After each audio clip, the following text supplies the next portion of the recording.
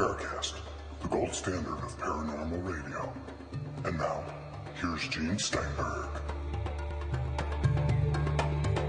Once again, David Bietney is taking a hiatus from the show, and frankly speaking, that's such a complicated word, it was hard enough for me to say it. You know, because people say I don't talk enough on the show, but here I am. Our special guest host this week is Christopher O'Brien, and we'll be introducing our other guest shortly. Now, one thing, of course, is people have asked me, since David is not here, what about the weird voices? Who's going to do the weird voices? Chris, you have an idea?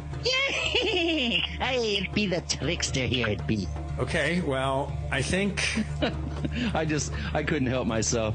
You know what? I got a suggestion for you, Chris, okay? Okay. Don't give up your day job. Okay.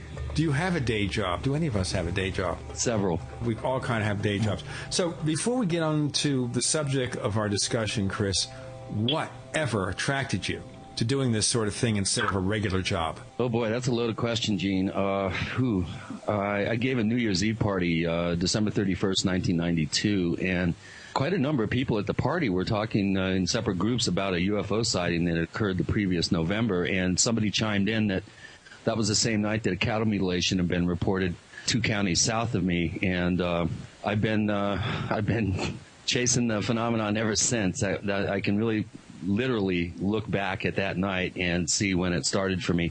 Of course, I've known about cattle mutilations for many years. I did follow newspaper reports back in the 70s and was aware of the Snippy the Horse case, which was the seminal first publicized case back in '67.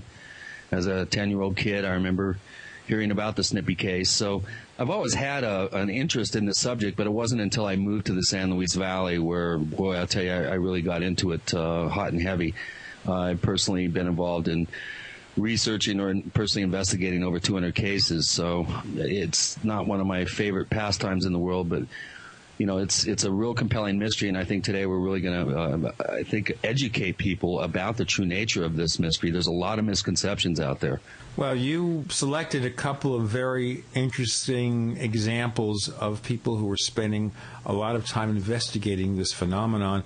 Tell us who they are and why you selected these people to be our victims.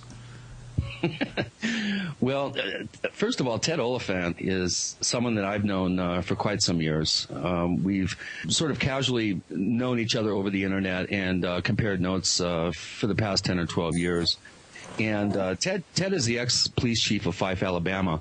And that area of the country had an amazing deluge of cases that Ted was very personally involved in investigating. And we've been comparing notes ever since, and I think some of our thinking very early on was that we were dealing with something highly complex that wasn't necessarily due to aliens coming to gather parts for lip and eye stew or udder souffle. And Phil Hoyle is someone that's in the trenches as we speak right now. He's been investigating cases well over 10 years in the United Kingdom. Lately, he's been hot and heavy investigating near the Welsh border some very complex and puzzling sheep mutilations that have been occurring up there. And we're going to obviously get into all this quite a bit more during the show. I think before we start, what is, do you think, the biggest misconception people have about what causes cattle mutilations? Linda Moulton Howe? Let's start with that. I think that was Ted laughing. That was me, I suppose. I do say that in jest. Linda was the one that actually trained me to be a field investigator in this realm, and much to her credit, she did bring me up to speed on what to do and how to do it when I was out in the field. It's just when our impressions of what we were uncovering and our conceptualizing about what or who could be behind these cases began to diverge, then I became, I guess, in Linda's eyes, possibly part of the problem, not part of any solution. Having said that, I think the popular misconception that aliens are coming from another planet and harvesting soft tissue organs from various types of livestock, I feel is an unfounded theory. I don't think that there's a shred of evidence that would support that. We do have evidence that something high strange and possibly paranormal is occurring, but there is no real smoking gun hard data evidence that we're being visited by beings from other star systems that are involved in these cases. That's not to say that UFOs aren't seen around mutilation sites, and even alien-type beings have been reported around mutilation sites, very rarely, but they have been reported.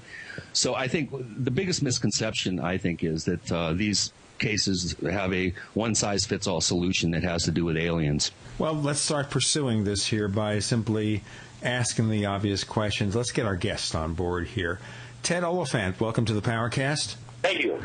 Ted, as a sheriff, is that where you first got involved in doing investigations into cattle mutilations? Was it part of your work or something that you developed an interest in otherwise? I have to say, in 1990, I made a documentary, UFOs and Need to Know, which made the rounds pretty well, sold well, and we had done an interview with Linda Howe in that documentary, as we did an interview with Bob Lazar, a lot of the people from Roswell, New Mexico, etc.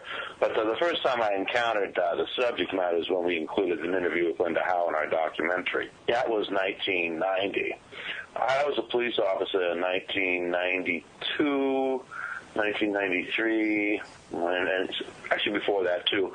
But I actually didn't see a cattle mutilation until somebody called me up and said, "Hey, there's a mutilated cow in my field. Can you come look?" That was 1992.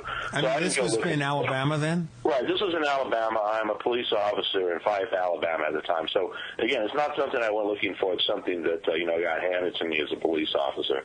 Okay, well, that's also part of the problem here. As someone who is a law enforcement officer, do you find it difficult to express any desire to take UFOs seriously? No. UFOs, the subject matter, is nothing new, and certainly nothing new to the police officers of Fife, Alabama, or Northeast Alabama in general. My boss has seen them. I videotaped one, so yeah, the UFOs are certainly there. But we never had UFOs and cattle mutilations at the same time, and so we can never link the two things together. I remember when we first had the cattle mutilations, people said, "Oh, it's UFOs and aliens are doing this." Other people would say, "Oh, no, it's a satanic cult doing this. They're making sacrifices." And some people say, "Oh, no, this is the work of coyotes," or often people would say, "Oh, it's just not happening at all. These are crazy people." But so we had UFOs, we had cattle mutilations, not in the same place at the same time. All right, well, let's start looking at the misconceptions as we were talking about with Chris here. Okay, so it's not a demon cult. No. Okay, now, why do we know it's not a demon cult? Well, those sort of people on traditional religions, particularly the satanic cults, they do everything in secret. And they don't do it where they can be seen. And when they get through doing what they're doing, they don't leave anything behind to be seen. The animals that we encountered certainly were left behind intentionally, and somebody wanted to see this. This is what Jacques Vallée originally called a campaign of terror. And he was actually the first person to report on this in a TV show with Rod Serling and Burgess Meredith and Jose Ferrer. It was called UFOs It Has Begun. Also was known as UFOs Then and Now. Jacques Vallée was in this show, and he was the first one to propose that there possibly could be a link between cattle mutilations and UFO phenomena. He was the first person to introduce the subject matter as that. So all credit goes to him on that. Okay, so let's take a look at the serious nature then. Is it the UFO people or the UFO things, entities, or whatever? Well, again, we never had UFOs and cattle mutilations at the same place at the same time.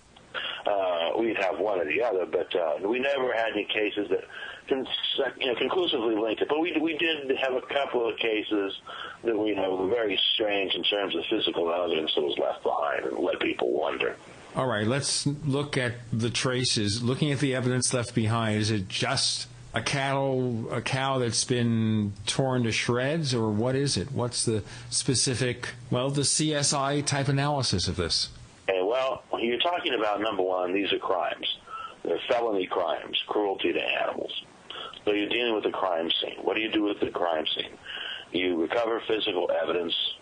You then subject it to forensic and scientific analysis in the lab or wherever the materials that you recover has to go to be identified. And then you approach it, as Arthur Conan Doyle's Sherlock Holmes would. You rule out one suspect one by one until you have whatever is left, and that must be the answer.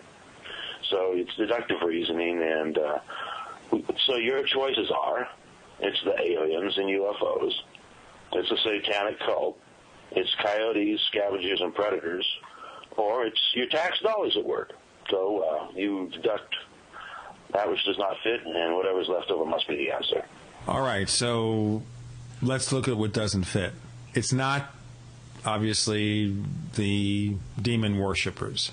What else doesn't fit? Well, coyotes and predators and scavengers, that doesn't fit either, because whatever has been done to these animals has been done with some degree of precision. Organs and tissue samples have been removed, and there's no blood. There's sharp edges at the incision. There's often evidence of high heat on the animals themselves. There doesn't seem to be very much physical evidence left at the scene other than the animal itself.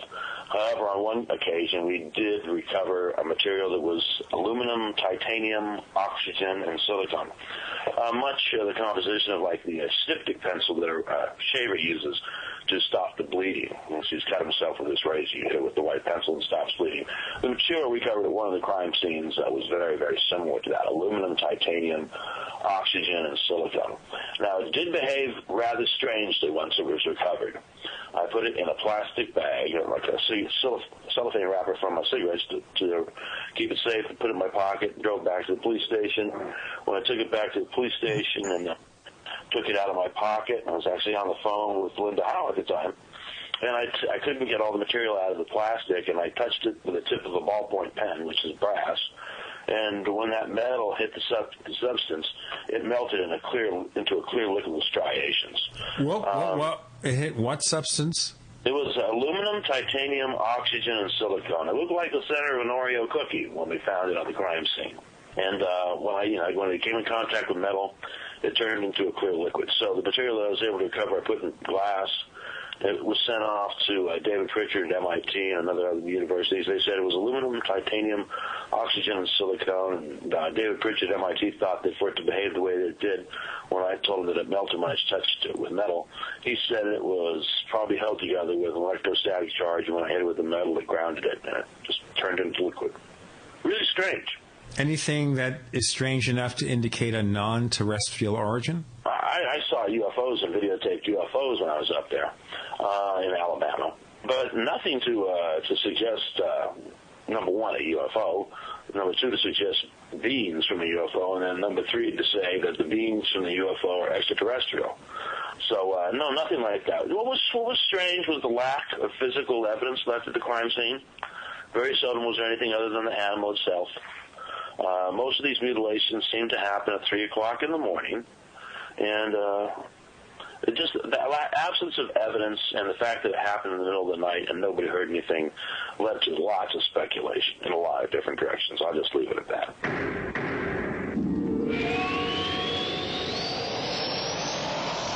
Hi, this is Tamar from Namecheap. We're a domain name and web hosting company, and we really care about our customers. With domain name purchases, Namecheap offers free SSL and free WhoisGuard for a year to protect your identity from spammers. We won't bother you with unwanted messaging in your inbox or upon checkout, but most importantly, we care about you, our customers. Your satisfaction and happiness is our primary focus because your support means so much to us. If you'd like to learn more, please visit us at radio.namecheap.com for web hosting and domain name specials. You can also follow us on Twitter at twitter.com/Namecheap, where we host many great contests, or become a fan of ours on Facebook at facebook.com/Namecheap. See you online.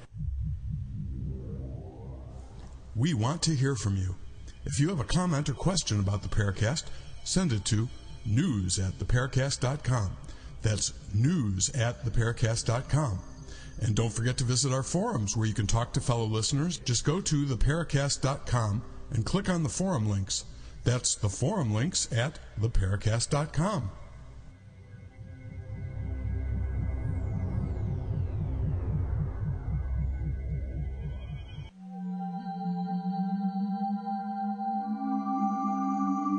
You've entered another dimension. You've entered the Paracast.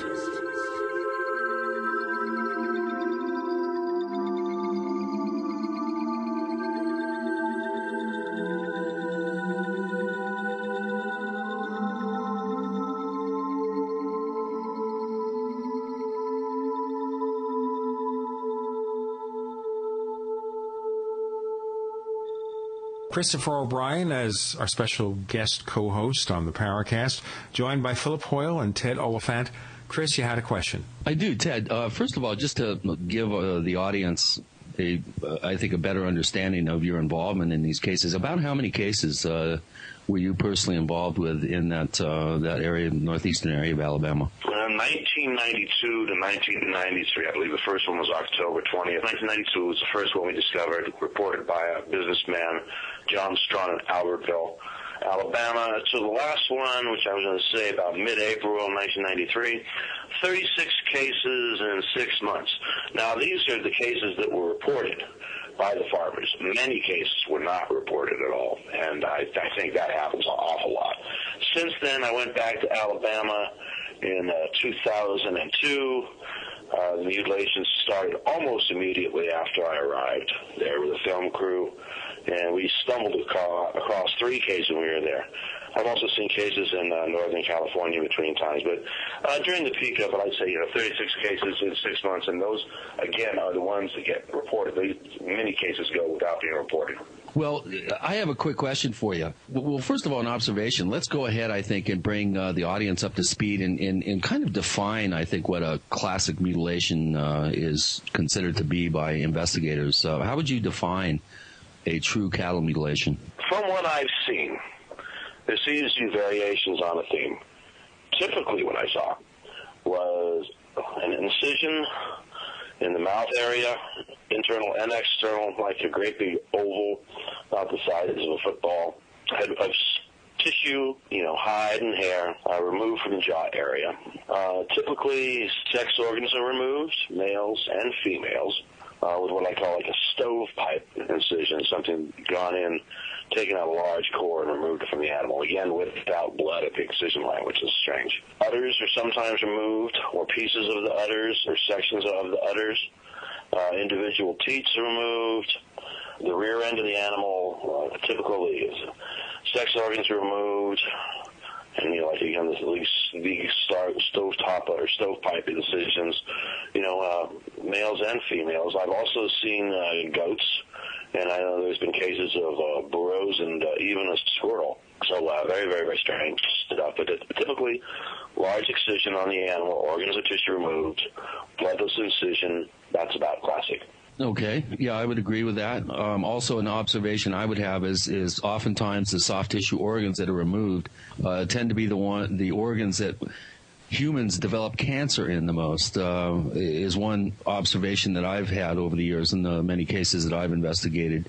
What do you say, Ted, to people that are skeptical of this whole thing and try to palm it off as just being unusual scavenger action? I mean, what is your stock response to that? Well, I usually don't talk about cases unless I'm personally involved in the investigation.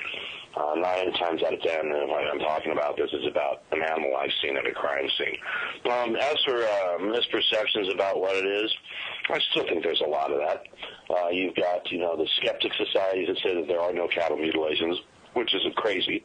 You've got police departments who are wanting the public not to be fanatics, and so they'll give them misinformation like saying there are no mutilations. The farmers are certainly not skeptics about it because they're the ones that know that there's a difference between what's happened to their animal and what normally happens to animals, and that's your first cue that there's something different going on here. The farmers are saying, what's this? I've never seen this before. I've been doing this forever.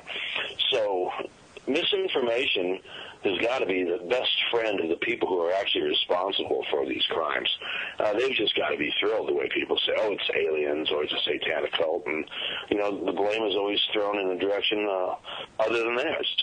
Whoever's doing this has got what they call plausible deniability because everybody would say, oh, it's ridiculous that such and such would be doing that. So they've got a built-in defense mechanism just by what they're doing. As Valet used to say about some of the crazy cases, the crazy theories gain momentum just by their very existence, have a life of their own. And this seems to be a subject that used to have more of a life of its own in terms of the misinformation, but I think we hear less of it as being connected with UFOs and aliens now. But with that said, I've got to say that there are certainly some cases I can tell you about where paranormal phenomena was reported. at the scene or near the scene about the time these cases occurred. So I keep an open mind, but as a police officer, when I was looking at these cases, if I'm looking at a suspect other than the two-legged kind, my problem, the community's got a problem if the cop is preoccupied with saying, oh, aliens are doing this, Whatever it is, it's happening on the ground. And somebody needs to be talking about it. But in almost, 40 years of this, no one's ever been caught, and that adds to the mystery, too. And certainly on some occasions, UFOs seem to appear before or after these cases happen, and that really muddies up the water tremendously for people who are trying to find out what's going on. They get all these diversions that throws them off. It seems to be part of it all the time. And I think Phil Hoyle can tell you about some of the strange things that have gone over there in the UK. You know what? Okay, that's the introduction. Phil, thanks for coming along on this week's episode of the Paracast. Before you talk about some of the cases, how did you get dragged into researching cattle mutilations? Well, it was a situation really that I was heavily involved in UFO investigations anyway, and obviously that we were fully aware of what was happening in the United States and in South America regarding the animal mutilations, obviously in particular with cattle. We started to become aware in the mid-90s of a number of cases that mimicked the kind of procedures that were being discovered, obviously, in the United States. So that was when the alarm bell started to first ring, and we started to make inquiries then, and to follow up on a number of cases. And then obviously we could see graphically that the kind of injuries that we were actually seeing at the farms were identical in many ways to the States, although it was mainly to do with sheep here and not cattle. There are a few cattle reports, but nothing like in the US. But I mean, obviously my involvement with the UFO subject, it was one that led to our investigations been expanded, and then so obviously we have all the time try to keep an open mind, because like Ted says, you can really, if you don't keep an open mind and start from scratch, you can actually build on the mistakes of maybe others that have been before you. And then you really need to go back to basics and reevaluate everything that you're coming into contact with, because the subject is so complex. If it was easy to solve, it would have been solved before now. You raised one issue there, Phil, which I wanted to kind of follow up on before we go on. The mistakes that people have made in doing this kind of research. So from your point of view, what kind of mistakes have been made, the things that have just basically made the research go nowhere or backwards? Well, I'm basically referring to what's gone on in the UK, in as much that a lot of times there's been cases brought to people's attention where they haven't been fully investigated in any shape or form on a scientific level. Information's been passed to people that have been involved in the UFO phenomena, and virtually this information's been passed by phone or by post. Now, you cannot make a proper evaluation of what's taking place without taking interviews from people that might have lived in the area, the farmers, anything that's been sighted or observed that's unusual. You need hands-on in the environment. You need to see the carcasses. You need to see these things in front of you, and they are quite baffling when you see some of the injuries. Now, what I'm getting at is that if you've got people that are involved in this phenomena and making reports over the phone or by mail, there are a lot of assumptions that people are jumping to. There's not enough information for a valid report, and if you've got that, and then other people come in afterwards, after these people are retired or whatever, well then obviously people are taking for granted that this research has been done in a scientific manner, and it has not been. We haven't got anything like the facilities or the cooperation with law enforcement or vets that you have had in the US. So what I'm basically saying is, all the time you must keep your mind open, that you've got to reevaluate and take on board new parts of the puzzle. Yeah, I think that's a very good point.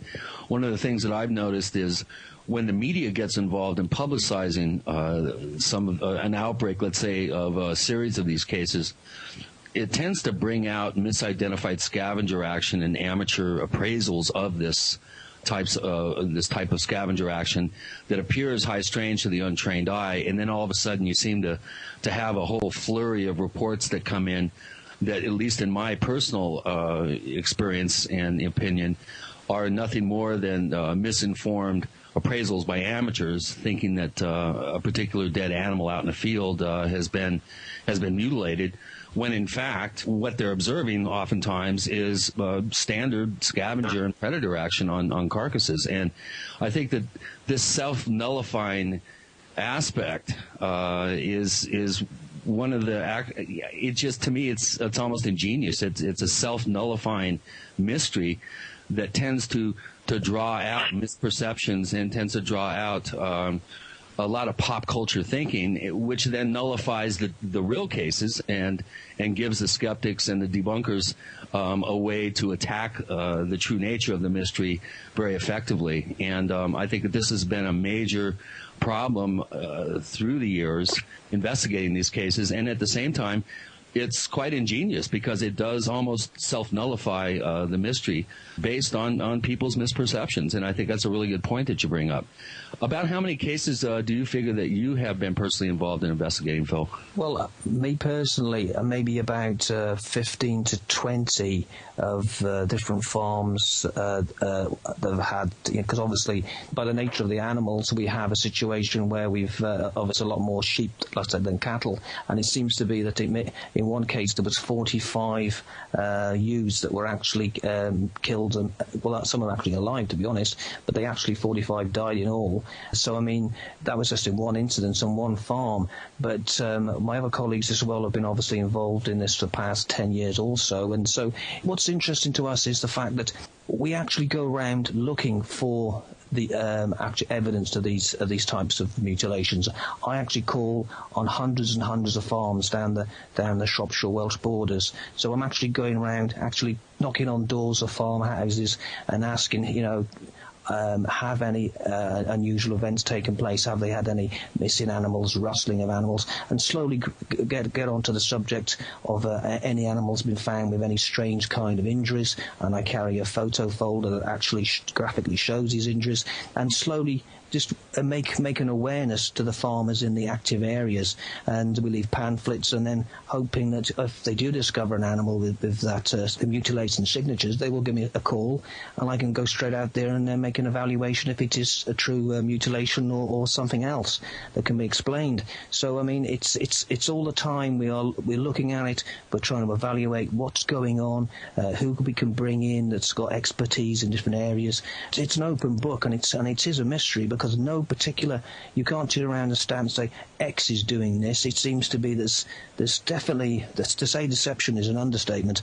It seems that it evolves. When you seem to understand one part, it evolves to something else, and it is obviously very well funded, or a highly intelligent and deceptive program to cover the tracks by whoever or whatever's doing it.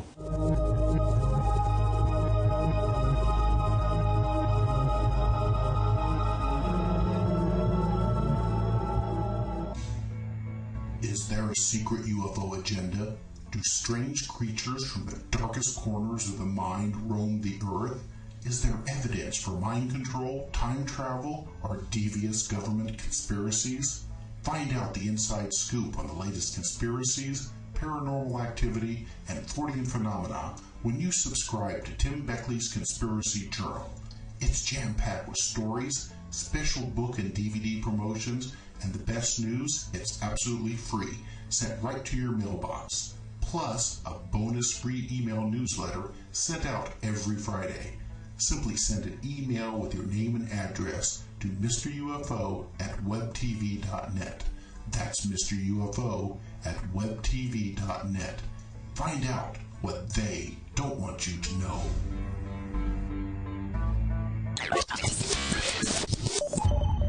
You're in the Paracast room. You never know what's going to happen next. We have special guest host Christopher O'Brien with us. Our guests are animal mutilation investigators Ted Oliphant and Philip Hoyle. And now the red herring comes in, of course, tricksters, hoaxers, misdirection, misinformation. It's the trickster. Oh, yes. We need to follow this up, and anyone who wants to take the question, speak up first.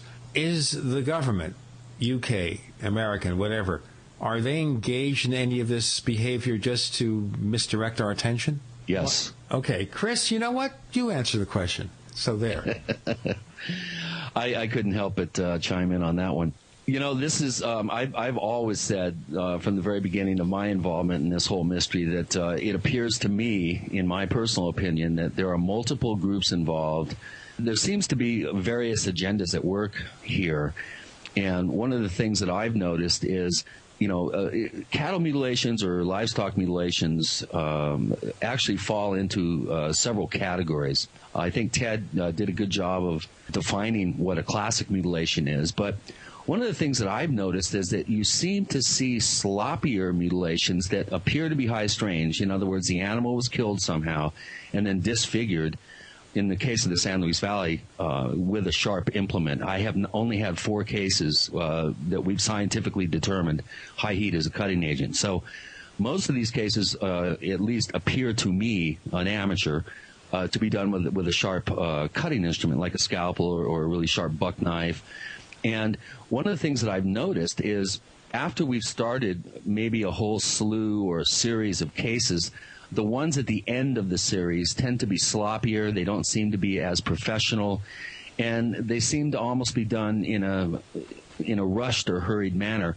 I've even had some cases, 2 or 3 by recollection, that seem to actually be training cases where you would have what appears to be a very professionally done cut, and then it's finished by somebody that's not quite as proficient at the actual cutting action with the sharp implement. So, you know, that implies, though, Chris, that there is a human agent involved here. This is not being done in a paranormal fashion by ET, etc.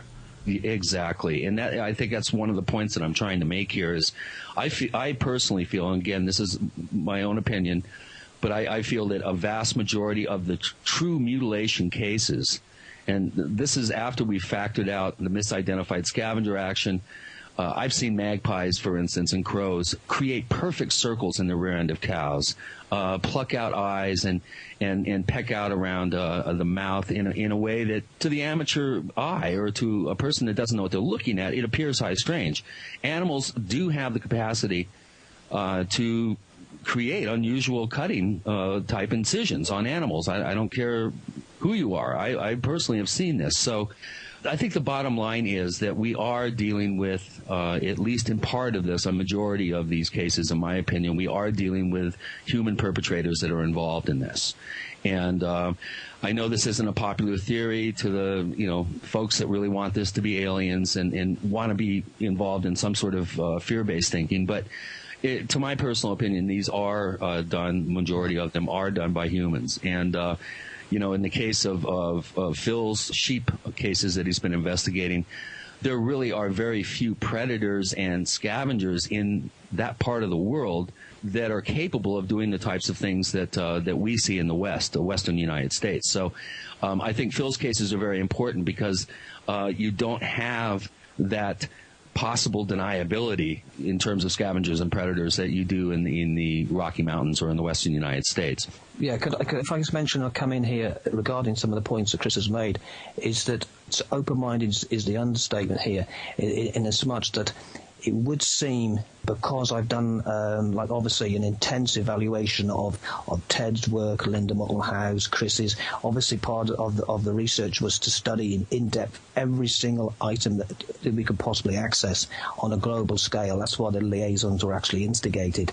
And what came across in some of the actual mutilations was not only a difference in procedure, but it was to do with geographical differences. That in some mutilations you would have a high degree of technology, and some others, and even one instance, I can't recall exactly what part of the US it was, but an actual scalpel was found on the actual carcass. And if you've got ET doing everything, you should have really a standard set of technologies and procedures, and that quality should be across the board, and that's not what's been found.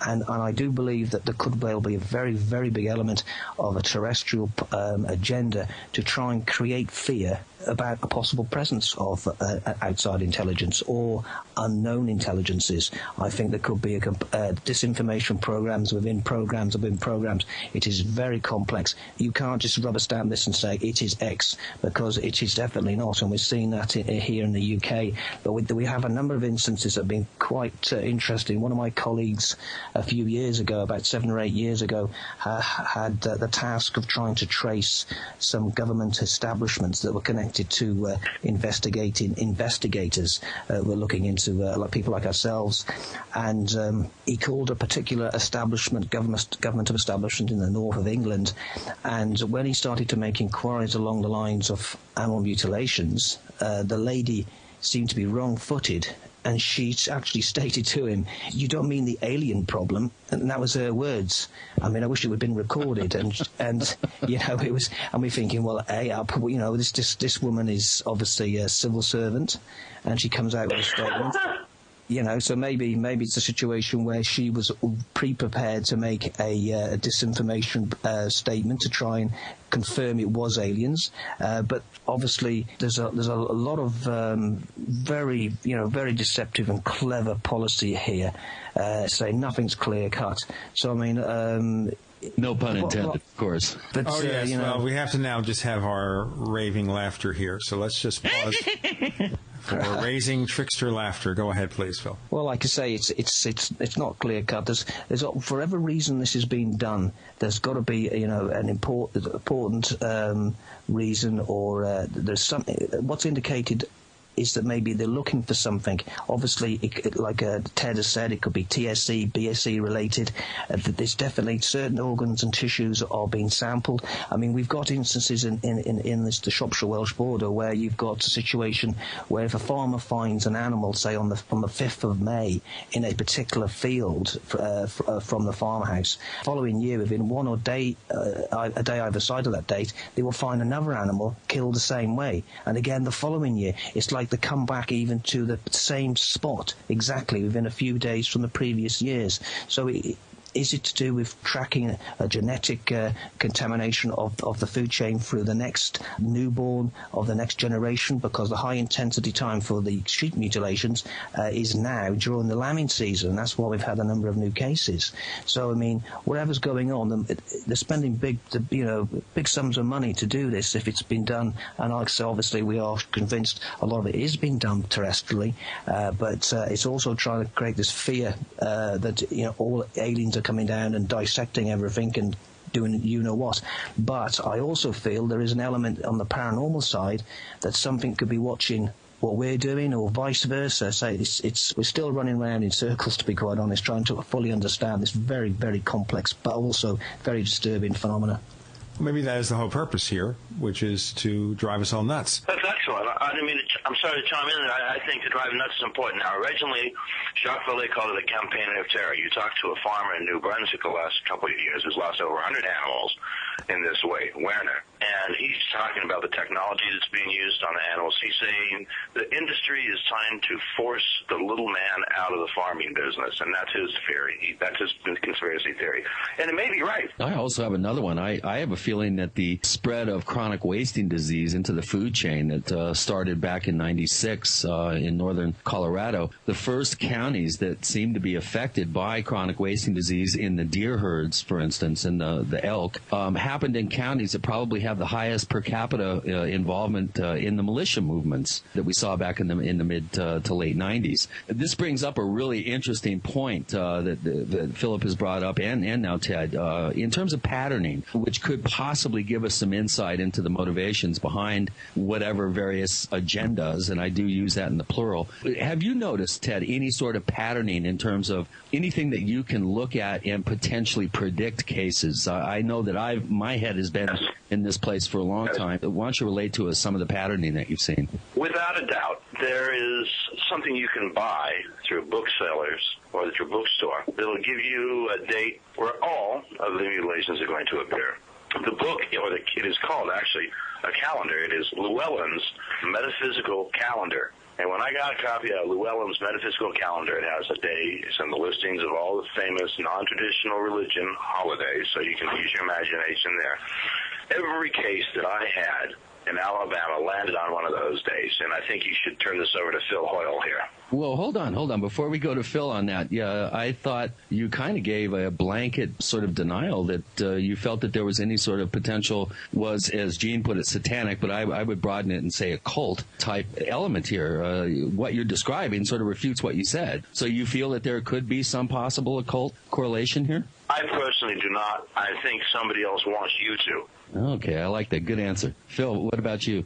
Well, obviously, like I said, I mean, I think the players that are in charge of this are orchestrating every avenue they possibly can to make sure that they get investigators and in particular away from the true sense. But coming back to the moon phase, you see, part of my work also is to do with with investigating people or investigating cases of unknowns, UFO sightings, all sorts of things. And there is a connection between some sightings and the moon phase. I agree. I've seen that too. Continue.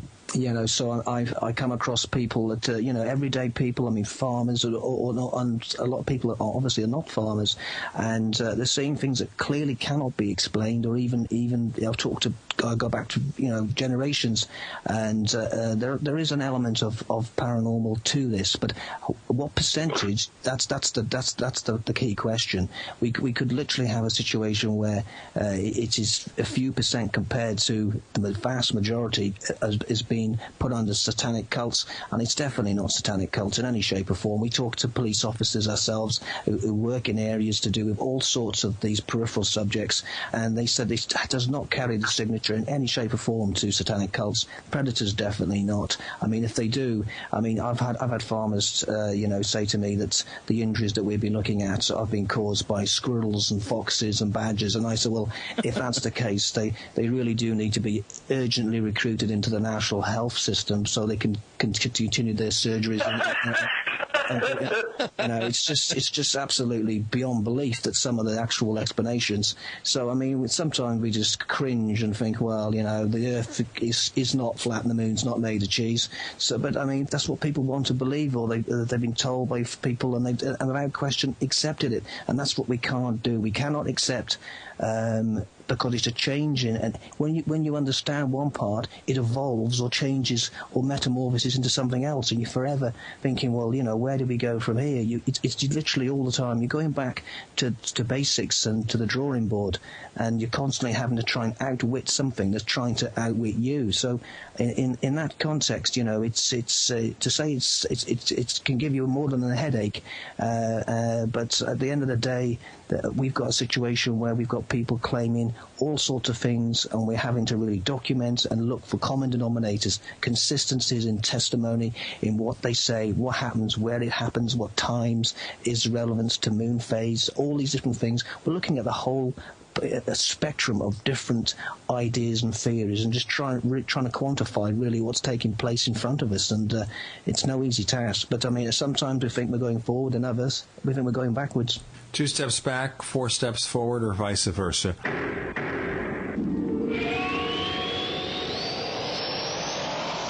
Fate magazine provides true reports of the strange and unknown. Keep up with the latest on angels and miracles, psychic phenomena, ghosts, UFOs, life after death, and much, much more. To receive your free issue of Fate magazine, call now at 1-800-728-2730 or visit their website at www.fatemag.com. That's 1-800-728-2730 or www.fatemag.com.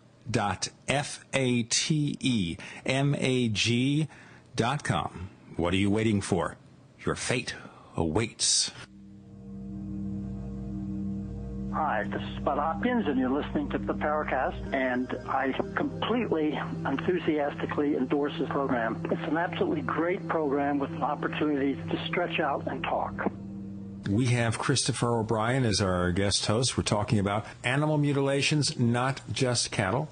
And we have with us Ted Oliphant and Philip Hoyle, and in a few minutes we'll let you know about their various affiliations, and we're trying to explore some of the cases. Now, maybe this is a good time then. Philip or Ted, whoever wants to volunteer, let's talk about a classic case in detail as to an animal mutilation, one for which there is no solution, a ready solution.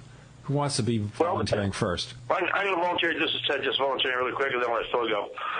What Phil Hoyle was seeing in England and the UK is totally different than what I saw in Alabama in 1992 and 1993. And that's very important. And, the other point I wanted to make out is, all the animals, females, the cows that were mutilated had calves within 2 weeks of being mutilated. Some were being mutilated while they were in the birth process.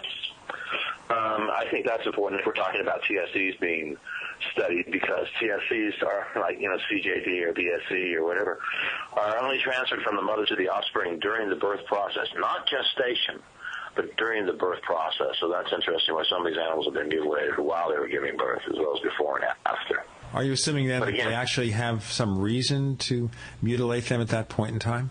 I don't know, but ask Phil Hoyle about the animal that's had its reproductive organs removed. That's a very curious new case, and the way it was done, and the damage I've seen to the tissue and to the wounds and the incisions on the animals that Phil's seen, something totally different than I saw.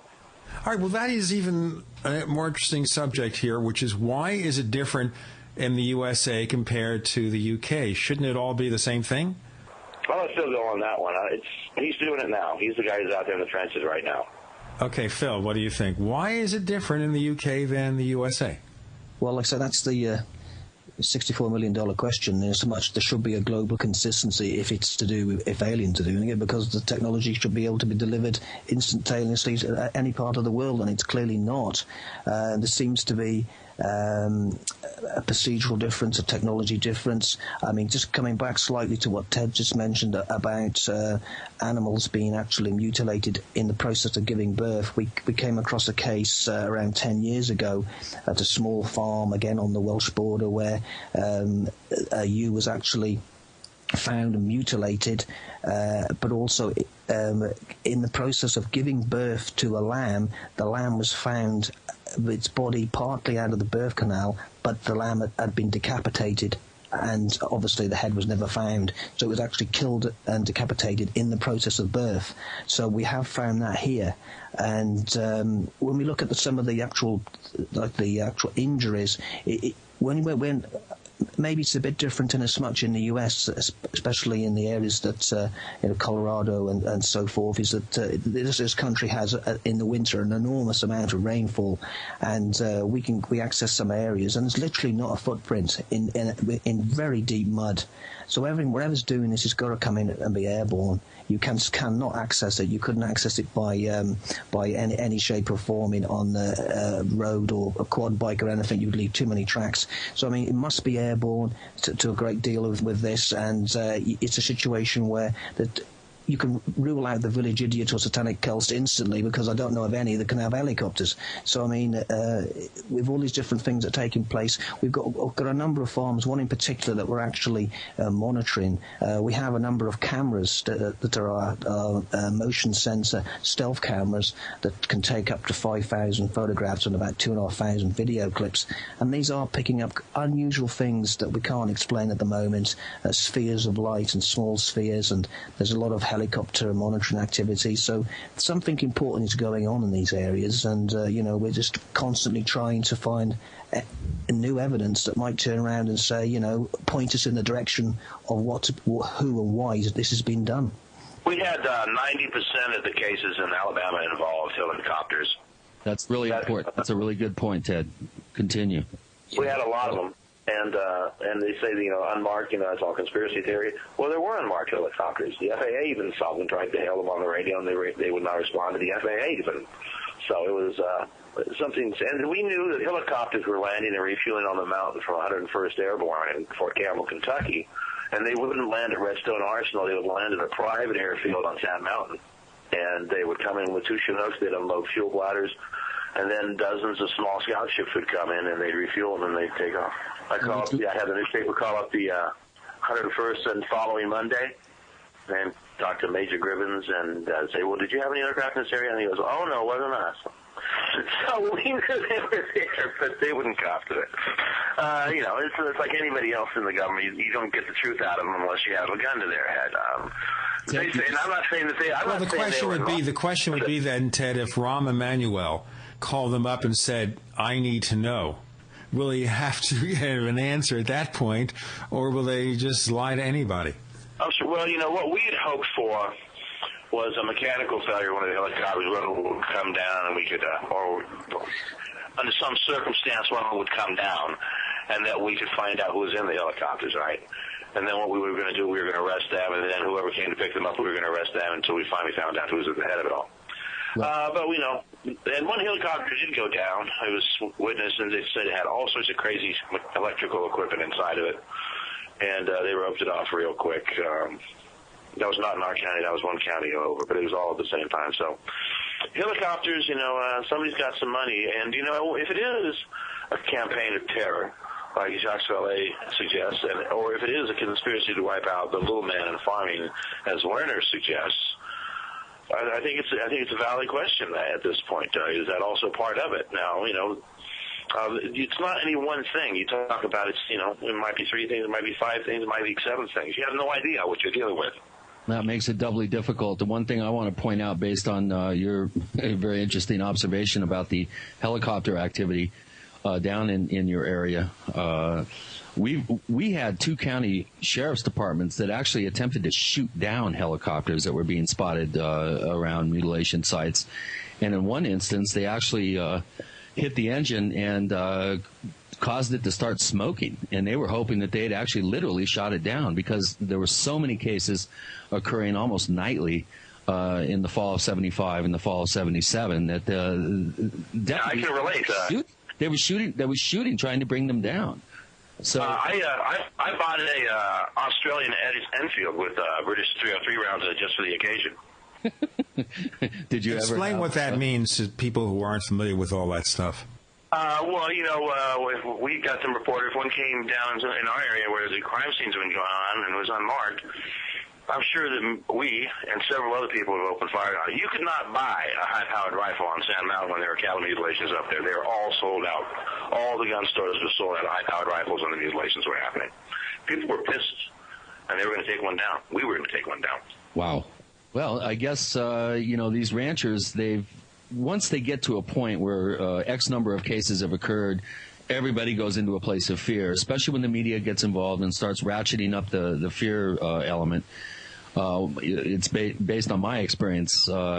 People tend to start to do things that normally they wouldn't do, and I think to protect their livelihood, to protect their families, to protect their airspace. I mean, people, I think, once they get to a certain breaking point, they're prone to do things that they normally, I think, wouldn't do. And we definitely saw this happen based on, extensive interviews with county sheriffs in the area during the mid to late 70s in the San Luis Valley.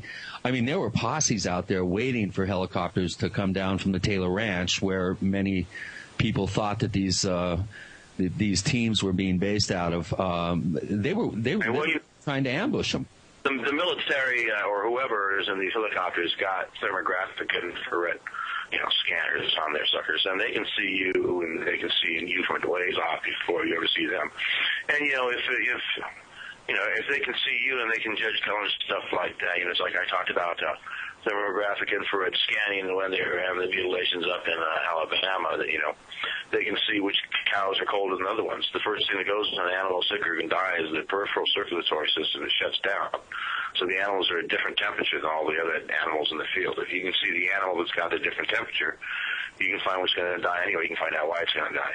Yeah, that's a good point. One of the things that always impressed me about Gabe Valdez, who was a New Mexico state patrolman in the Dulce, New Mexico area during the late 70s, one of the things that he felt very strongly was that certain animals were being targeted for mutilations, and in one case they even found fluorescent paint material that had been painted on the tops of the animals, almost in a way so that they could be seen and picked up from the air.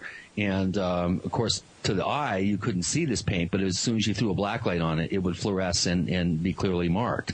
I want to, before we get too far away from the whole idea of correlations and patterning, I'd love to ask both Ted and Phil here.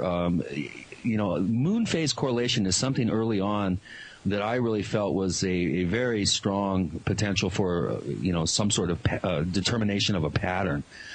Ted, did you ever, first I'm going to ask Ted, that Phil, did you ever see any sort of time correlation to a moon cycle? And if you did, what was that? No, I wasn't paying attention to moon phases when we were doing this, really. I was looking at everything else, but moon phases wasn't one of them. Well, do you realize that there's a moon phase that's in for instance, the Farmer's Almanac? There are certain nights where I think it's around the full moon that blood flows easier, and it's more efficient to slaughter an animal before and after. I think it's 2 or 3 days before, 2 or 3 days after a full moon. Did you know that? Very interesting. I did not know that. Yeah, how about you, Phil? You mentioned a moon phase correlation unprompted. Give us some insight into your thinking on that. Well, yes, like I said earlier, that we're looking at every aspect and every part of the spectrum to do with this. And the moon phase came in because obviously we were checking obviously the dates that animals were discovered against moon phase, and obviously the connection to do with female menstrual cycle and ovulation and other factors where the moon phase has an influence. So we were looking at this to thinking, well, are there certain elevated times of the month that the perpetrators would target the animals, so we could preempt that by being in certain areas and maybe to monitor and obviously detect the true perpetrators. So it's another additional part of the ongoing endless investigation and extension of our thinking patterns. Coming back to one of the points you've just made regarding the pre-selection, if I recall, this paint substance that was detected with Gabe Valdez was comprised of magnesium and potassium. Obviously, it can only be detected through by the use of black light. But that in particular is something that's always been something that's puzzled me, because with a number of the mutilations in the Shropshire Welsh borders, the intelligences behind the mutilations had the ability to come in again and again and again over a period of sometimes up to a week plus, and actually access the same carcass and take another piece away of tissue away. Right. I was going to ask you that, because we had this up on a ranch in Red Bluff, California. The mutilators would come back weeks later and take sample. Yeah. Well, we, in one case in particular, obviously they came back every night for about a week and took another part of the animal tissue away, and we could never understand why wouldn't these intelligences take the animal if they wanted it. They just seemed to be able to walk in and do it and walk out again. And as you said earlier, even these little groups of the farmers in the area of Shropshire and Wales, that a lot of them wouldn't actually tell their neighbours what was going on, because they just felt it was something that was derogatory to their farming methods, or personally, that these animals were dying in mysterious circumstances. They wouldn't even tell their closest neighbours. But what they were doing is the families were actually, staying out late at night, using night vision and cameras and binoculars, trying to detect these incidents. And in some of the cases to the north of England that we were involved with, farmers were, staying up. In one particular case, they stayed up all night long, monitoring a certain area, and they saw absolutely nothing, they heard absolutely nothing, but when the sun came up, there in front of them were a number of mutilated sheep. They also had the early versions. Saw nothing. They saw nothing. They saw and heard nothing. Ooh.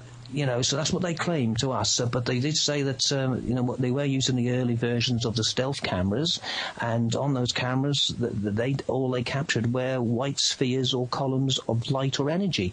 There was nothing else on the SD cards.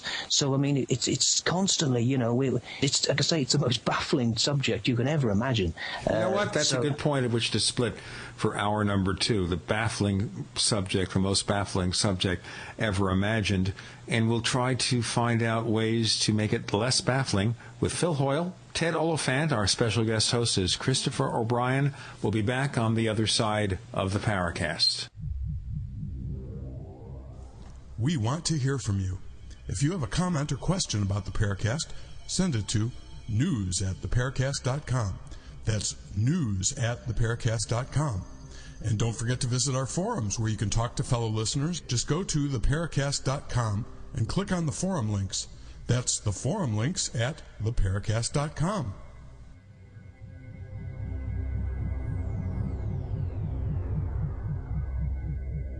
Welcome back to the Paracast with Gene Steinberg and David Biedny.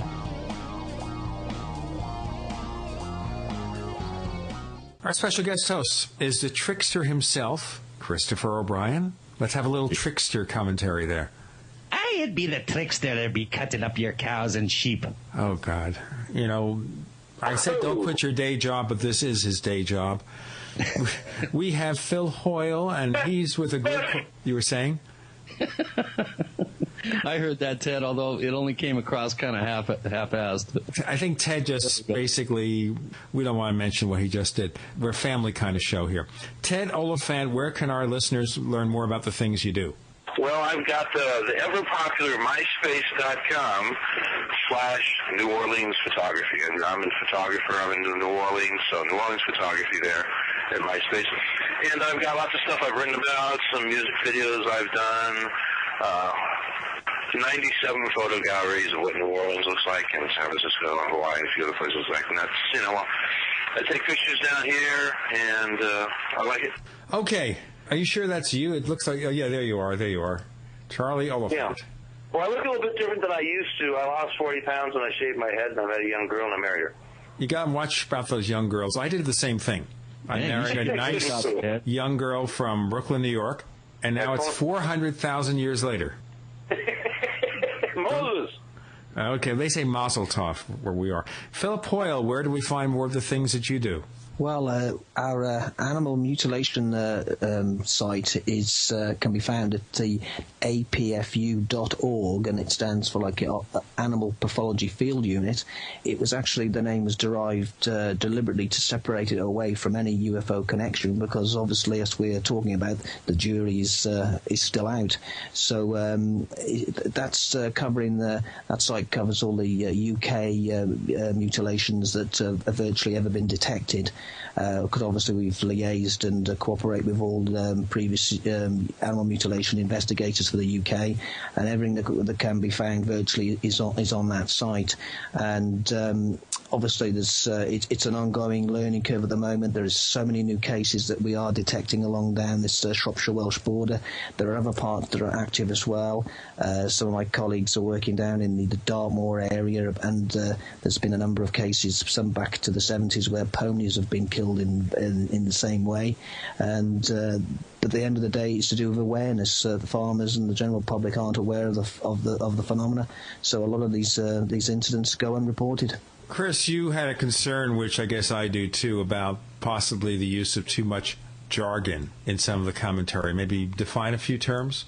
Well, one of the things that both Ted and I have, I think, agreed on for quite some time prior to the National Institute of Discovery Sciences and Colm Kelleher coming out with a theory that somehow this whole phenomenon could be some sort of monitoring of the food chain for what are known as transmissible spongiform encephalopathies. Basically, in a nutshell, these are misfolded proteins. Everybody has prions in them, but some environmental factor tends to kick off occasionally these prions and make them replicate, and they become misfolded, and then they replicate. One of the things that Ted brought up earlier had to do with mad cow disease and the possible linking of these animal mutilation outbreaks to the monitoring of the food chain. One of the things that I think we need to do, first of all, is to make sure our audience is aware of what we're talking about.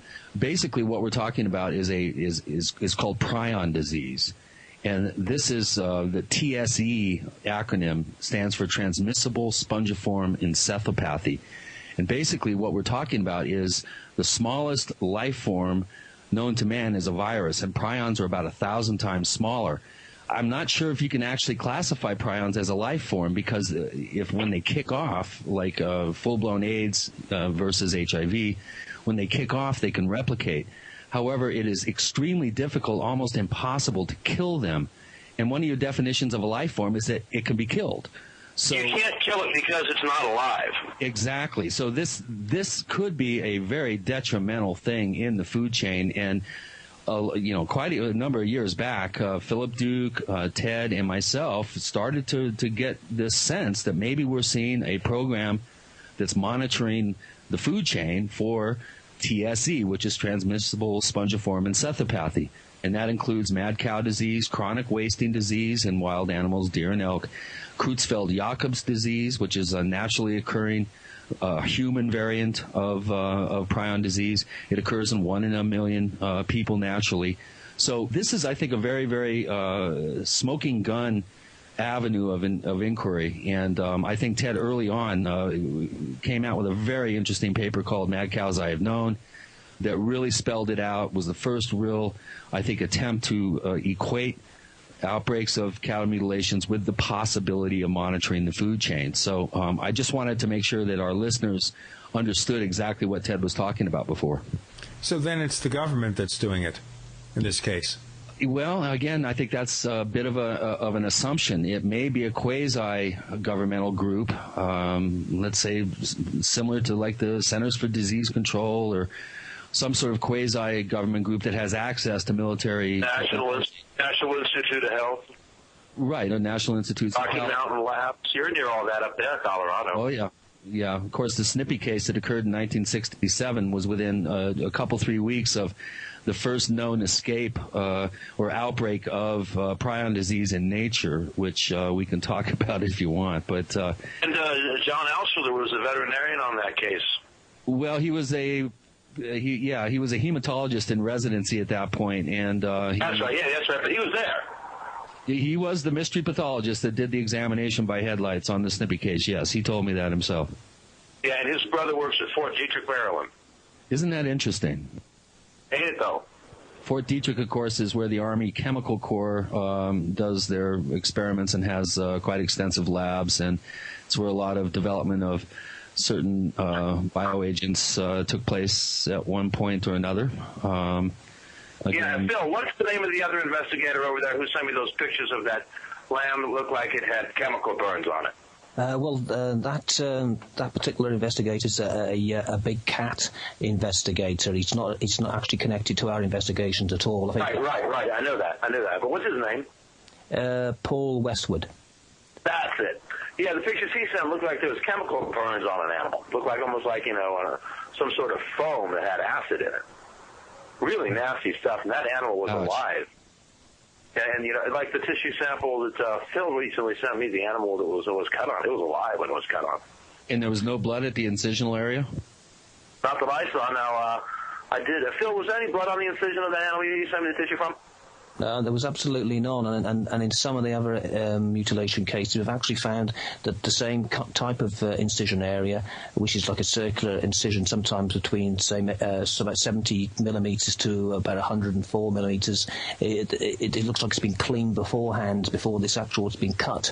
But one thing I'd just like to come back on regarding what's been spoken about the BSC and that connection to the UK, is that obviously we've made extensive inquiries to these links, and we came across, this was back in the late 80s, obviously, when the BSC epidemic hit us quite hard in the UK, and we found about a farmer that had actually researched the actual the compounds that were in the injections that were compulsory placed upon the farming community in the UK against the blowfly.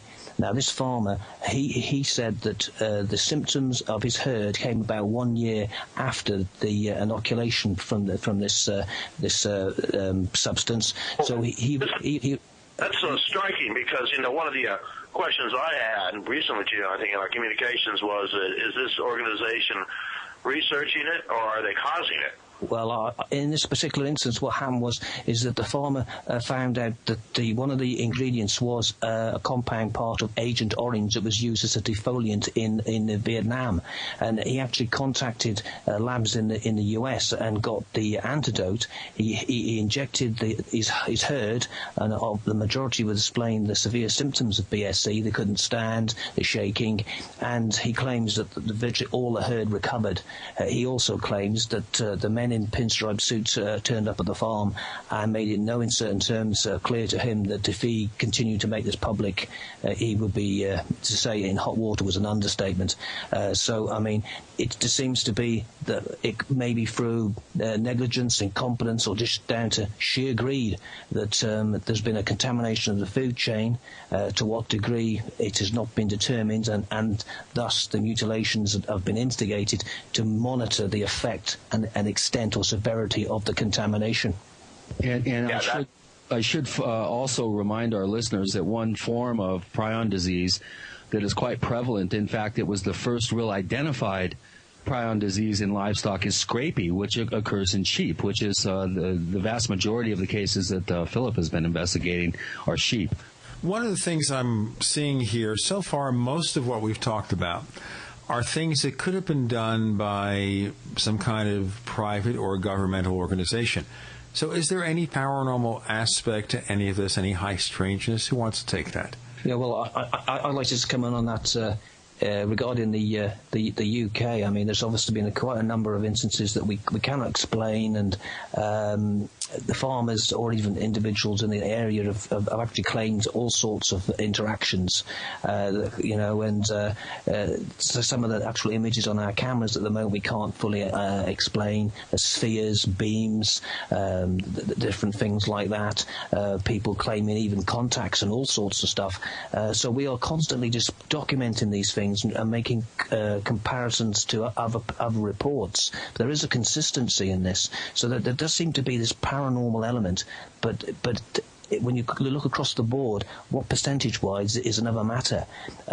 So, like I say, it's an ongoing investigation. We're looking at many different things, but there is a small element. But as we said earlier, are the powers that be using that to cover their tracks, because a lot of people will jump initially straight to a paranormal conclusion because it is so bizarre. You just don't know at this moment in time. And the skeptics will automatically use that as a giggle factor to totally whitewash the whole thing as misidentified scavenger action or mundane attrition at work.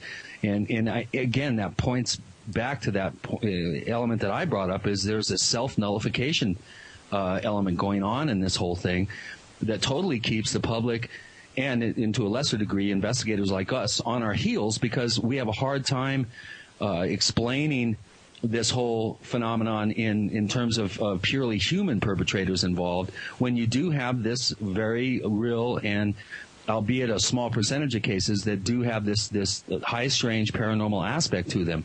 Now, on the reverse side of that, this paranormal aspect has been blown out of proportion by some investigators that attempt to then whitewash the whole thing by saying this is all paranormal, this is all non-human in nature, and that we're dealing with something, possibly off-planet or paranormal, multidimensional.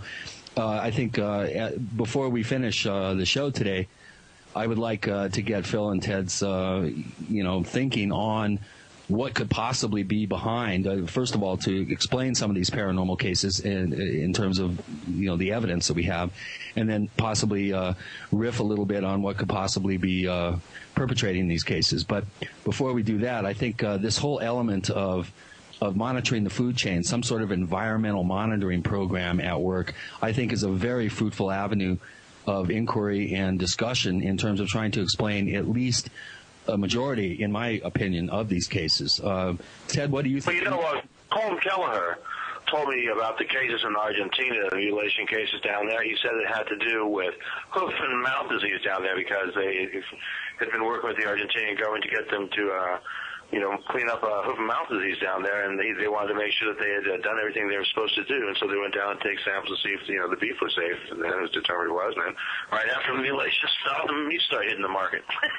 Yeah, it's funny how that works, isn't it?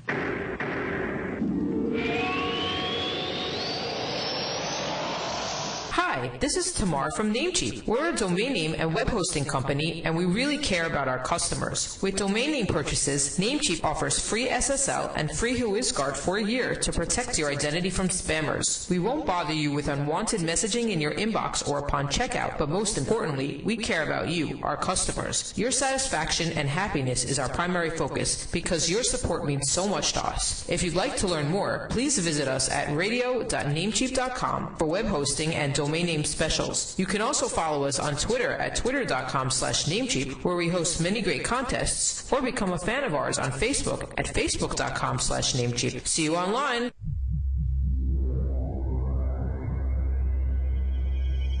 You've entered another dimension. You've entered the Paracast.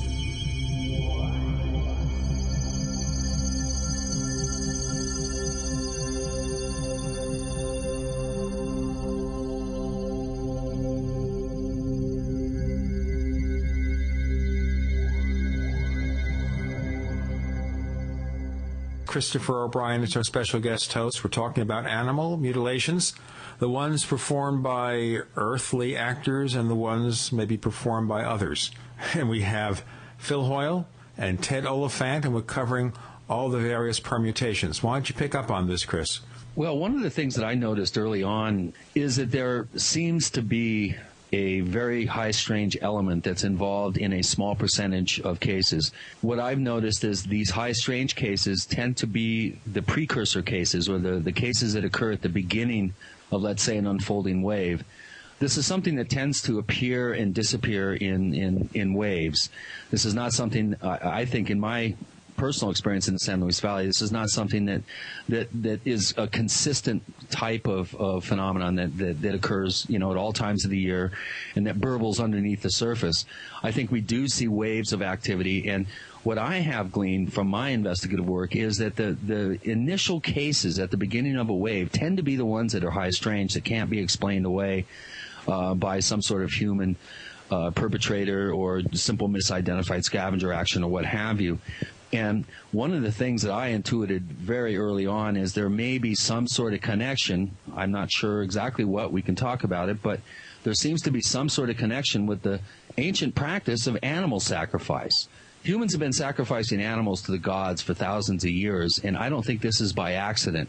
I think that this could be some sort of societal or cultural reaction to high strange cases that possibly farmers or ranchers could possibly be 1,000, 2,000 years ago, offering up and sacrificing animals to the gods, maybe not quite seed bulls or prime breeding stock, maybe sick or not quality animals, sacrificing them to the gods, so the gods don't come down and take the good ones. I mean, this is a very generalized sort of, abbreviated version of my thinking here, but I think that there is some sort of element that does tie into animal sacrifice, and this could be the thing that the media and certain people out there in the public equating these cases to ritual activity by cults or by Satanists, which I think is not accurate, but I do get a sense that there is a ritual element involved, and this is a reaction to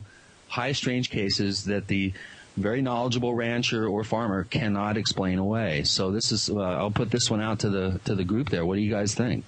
Well, I'd like to come in here in as much that I agree in a lot of what you just said, in as much that a number of the very limited, I must admit, veterinary examinations of mutilated animals here in the Shropshire Welsh borders, the animals seem to have been in very, very poor health or diseased before, obviously, they're actually killed. So, I mean, it hasn't been always the prime stock that's actually been mutilated. In some other cases, it has been, but a lot it hasn't. It's like somebody singled out that particular animal. But also, another point I'd like to make, just backtracking slightly, is that when I first got involved in this back in 98, 99, actually calling on these farms, I would obviously, when I approached the farmer, I would never mention obviously anything to do with paranormal, because that would be instantly, the door would be closed. It was just trying to find out if anything unusual taking place, any rustling, and then we'd go through, obviously, through the photo albums, any injuries. But one question I used to ask is, obviously, what breeds of animal do you have? And as soon as they mentioned cattle, I could be, after only a short while, I could be quite sure that they wouldn't have had or would have any mutilations on that farm. It seemed to be that if it was just sheep, there was a possibility, and all the other cases that followed, virtually all of them just had sheep in that time frame. But any farm with sheep and cattle, there was never any mutilations. And I drew the conclusion initially that possibly that whatever was monitoring the sheep to see if it was contaminated with the BSE. Because they already knew that all the cattle was, and that's why they had to have the mass cull in the UK because of the contamination of BSE. 6 million head. Yeah, it was off the wall situation. So, but then over the last few years, that started to move back again, and now it was a number of the farms that we've got that are active at the moment. They do have cattle, small amounts, as well as sheep, and there's mutilations taking place there. But I've come across only one incident personally where a calf was mutilated, and that particular farm, the calf had been decapitated, in my opinion, in one clean cut. And obviously the head had never been discovered by the farmer, but it had also been skinned like a rabbit. Now, obviously, when we actually examine and document what tissue or organs have been removed, we have actually consulted with surgeons and experienced professionals in the National Health system and said, why would you target these particular tissues or organs? And the response back is, they said, whatever's doing it is looking for something, because these particular organs and tissues would have concentrations of certain elements like BSE concentrates, the tonsils, obviously the brain and the bone marrow. So it's like something is looking for something. But, that's, again, the $64 million question.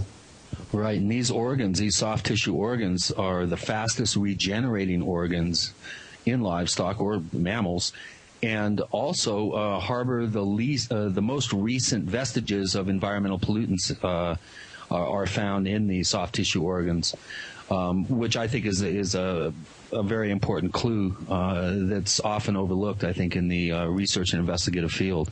Ted, what do you think? What are your feelings about these high strange cases, and when they occur, and what you can determine based on the unfolding wave of activity, at least the way that I've been seeing it? Do you see any sort of correlation that's similar in your cases? I'm thinking real hard, and I'm not really not seeing anything. The more I look back at it, and the more I looked at it, no, other than the obvious conclusions that I came upon and wrote about in 1997, with dead cows I've known. No, that's the only observations I made. I mean, the name of the article is "Dead Cows I've Known" by Ted Oliphant, and if you read that pretty much ties together what I was able to tie together. It's all there. Why don't you mention some of the smoking gun evidence that you found in terms of constituent elements found within some of the cattle, and some of the what could possibly be coincidental sort of activity that's been reported around some of these areas? Because I do feel that the Alabama wave is telling us a lot about the potential more mundane perpetrators that are involved in all this. Why don't you kind of share some of your thinking that you did share in that article? Yeah, well, it was interesting. I went back with a film crew in 2002, and I went back and interviewed some of the farmers that had been affected in 1993. So here we are 9 years later. I've gone back and re-interviewing some of the cops, one of which is a former coroner who lost animals. And so I talked to him about an animal he'd lost in 1992. It was just 10 years later, And I finished doing the interview with him. He gives us a tour of the farm and everything. About an hour and a half after I get back home, my friend's house where I'm staying in Alabama, I get a call from the farm. He says, well, you better get back down here. And so I grabbed one of the cameras and the other good camera and gone back to California. And he had a fresh mutilation on his farm. I didn't know he had any animals left. He told me it was out of the business, but he had one left. And it was mutilated somewhere within 9 hours of our arrival. Wow. What are the odds? And it had been there at the time that I was interviewing him.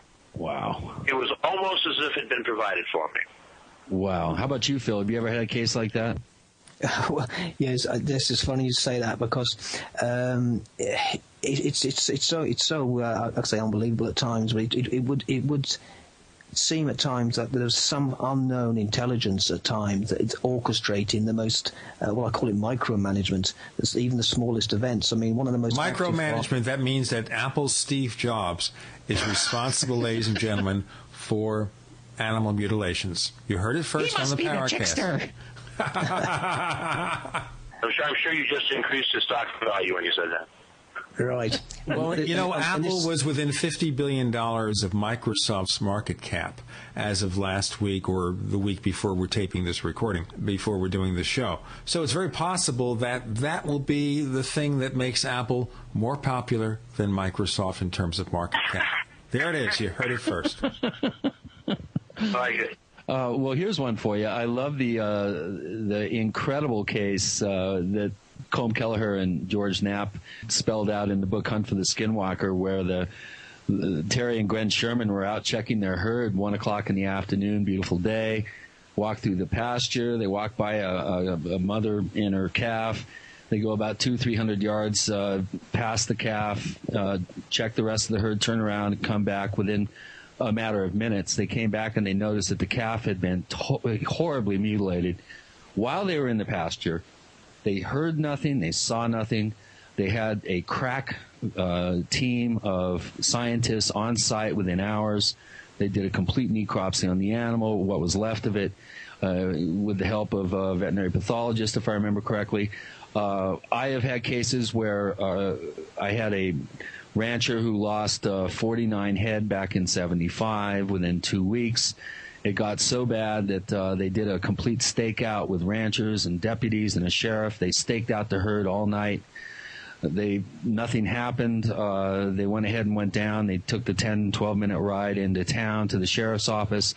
As they got into the office, the rancher had gone up to check on them and check on his herd and found a cow mutilated right where the guys had been headquartered, the guys who were monitoring the herd, and called down there and told them, you better, like you said, Ted, you better get back up here because there's a mutilation here. The sheriff and his buddies and deputies went back up there, and sure enough, right there where they'd been standing and headquartered all night was a mutilated cow. There is a high strange element involved in a few of these cases, not all by any stretch. And it's like a baby in the bathwater scenario. You can't throw out any sort of paranormal explanation because there are cases that are very well documented that can suggest that we are dealing with something paranormal. But in my opinion, the 90% or more cases could have some sort of human perpetrator element involved. What does that suggest? At least in my mind, it suggests that the human element is aware of the paranormal element. Obviously, the paranormal element, I think, Ted, your case is a classic example. That paranormal element is also aware of the human element. So, Chris, can I just throw something in here? Are you suggesting then that the human element, being aware of the paranormal element, stages the human element to, again, misdirect, move our attention away from what's really going on? Before we get answers,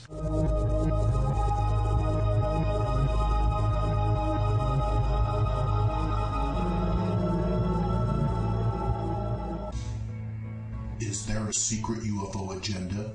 Do strange creatures from the darkest corners of the mind roam the earth? Is there evidence for mind control, time travel, or devious government conspiracies? Find out the inside scoop on the latest conspiracies, paranormal activity, and Fortean phenomena when you subscribe to Tim Beckley's Conspiracy Journal.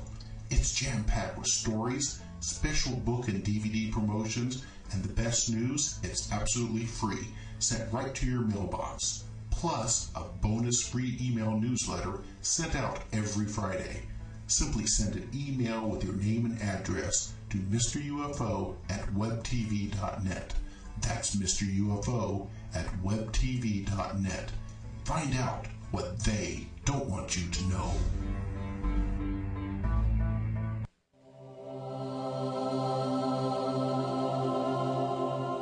This is the Paracast. You never know what's going to happen next. We have Christopher O'Brien, our special guest co-host, who obviously has been around this territory before, and he's author of a number of books, including Stalking the Tricksters, which is, of course, why he has that weird voice that he channeled from some guy named Biedny. We also have Ted Oliphant and Philip Hoyle. So, Chris, let's go back to the misdirection and let's look at some purposes here as we come into our last half hour of the episode. Let's try to put it all together. Oh boy, that's a tall order, Gene. Well, I'm telling you, when I say you do it, you do it. You have to listen to me because I gives the orders. Okay, you're the boss. Shaking the tree, boss. Shaking the cow. Yes. In answer to your question, the short answer is yes. I do feel that there is a connection. I do have a sense that that the human element involved in this is perpetrating high strange cases, what appear to be high strange, I mean by your classic mutilation, to throw investigators and law enforcement off track. These cases tend to occur in the region where the initial cases occur, but at the other side of the county, or in one sense of the word, there seems to be about a 40-mile correlation that is in a rough square around many of these sites. Very interesting observation was made by an insurance adjuster up in Canada who, back in the late 80s, was investigating a whole outbreak of cattle mutilation cases in Alberta. And one of the things he was tasked with was determining the cause of death and whether insurance claims were valid, if there was insurance on these animals.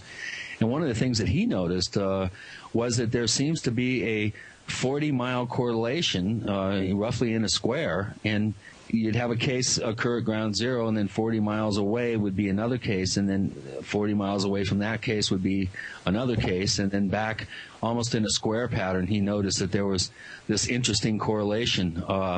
This is an example of trying to identify patterns, and I do have a sense, in answer to your question again, that there are human groups that are perpetrating red herring cases, for lack of a better term, to throw investigators off stride and, to muddy up the investigative waters, for lack of a better definition. That implies, though, that they know what's going on? Exactly. Oh. So who are these human perpetrators? The government, the NSA, the men in black? And NIH, maybe. It's epidemiology, the study of how epidemics are spread. So who is that? That's going to be things like the NIH's, Center for Disease Control, Rocky Mountain Labs, a whole bunch of different people are going to be looking at stuff. Who's, tasked with doing whatever they're doing? I don't know the specific agency or even if there is one. But, all I can tell you is that there's definitely helicopters involved. When the FAA came down, saw an unmarked helicopter and tried to hail it on the radio, and they didn't respond. They knew it was true. So there's somebody who's able to operate, period. Under the radar, as it were. Yeah, pretty much, Well, it is what it is. What do you think, Phil? Well, as Ted was saying, there's definitely military helicopters, covert or an element of the military or government apart from the normal military. I've come across numerous farmers that have actually been out very late checking, stock, and actually stumbled across special forces, all in black. Sometimes they say with no badges identifying who they are.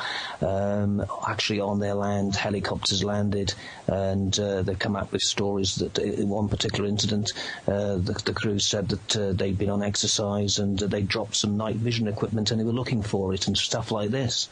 And so, the military are out there. There's no ifs or buts about that.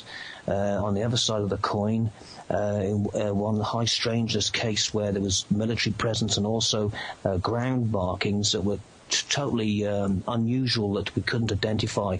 There was it was a small hill farm, and that's the profile in the Shropshire Welsh borders, hill farms that virtually inaccessible by except for one lane. And this particular farm I'm talking about, it's had a number of banded like horseshoe impressions on the hill and just below it where the mutilations were always discovered. These bands actually range from 1.5 metres across to 6.2 metres. The actual width of the band was 220 32 millimeters wide. And if you can imagine that, if you look at, say, a horseshoe, the open end was always pointing down.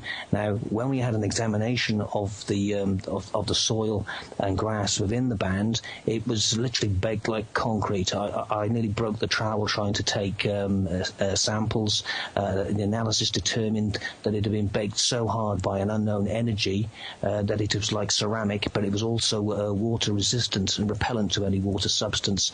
We couldn't explain where this had come from, but other people, locals and farmers, were seeing very unusual white spheres over farms and approaching farms and over fields, and one farmer even claimed to have actually witnessed jets having interactions with these spheres. But like I say, on one side we've got this paranormal, and the other side we've got obviously substantial evidence that there's a covert military presence around the area at night. Now, one thing was to take into account where we live. I live in Shrewsbury, which is in Shropshire, on the west of the Midlands, just 20 miles from the Welsh border. But we have the biggest helicopter training facility in the country. And so obviously one thing we do have around here is plenty of helicopters. So, I mean, they're there, and like I say, there's just so many different fingers in the pie, but we definitely know that the military are watching something, and maybe vice versa. So it's unfolding. You know, where we got that. We're lucky to have that right under our noses. So we're constantly looking for new evidence and evaluating what's taking place.